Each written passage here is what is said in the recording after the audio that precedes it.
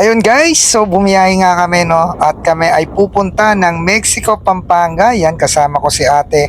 Pero hindi pa man kami nakakalayo. Eto na ang sumalubong sa amin, isang napakalakas na ulan. So nandito pa lang kami niyan sa Molino, Bacoor. So bala ko nga hindi na lang tumuloy dahil sobrang lakas talaga ng ulan na yan. So inintay namin na medyo tumila ng konti. Titignan namin kung kami ay makakapagtuloy pa sa biyahe. Pero sobrang lakas talaga.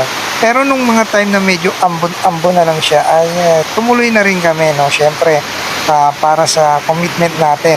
Then nakarating nga kami ng Valenzuela at eto naman ang bumungad sa amin, binaha naman kami. Parang talagang ayaw kami patuloyin sa event. So guys, napakataas ng baha dyan sa Valenzuela. Pero since meron naman may ikutan, may nagturo, ay umikot na rin kami. So nandito na kami sa Bulacan. Wala namang ulan dito sa Bulacan, no? Then nandito na kami sa Pampanga. Tama-tama lang ang weather dyan, maayos naman. Yun nga lang, medyo parang mainit na. Galing kami sa Arawan. Then dito ngayon, yan, nandito na tayo sa event ng 2026 Makina Moto Tiangge. So dito yan sa SM City, Pampanga. So nandito lahat ng mga motor na pwede nyong i-test drive, mga big bike, e-bike. So yan, nandito tayo sa amphitheater.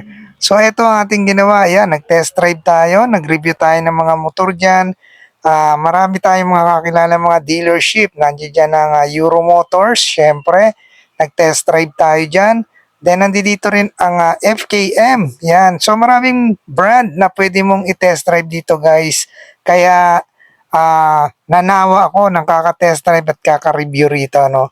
So meron din tayo ritong mga yan, yung bagong labas ng FKM, yung Core.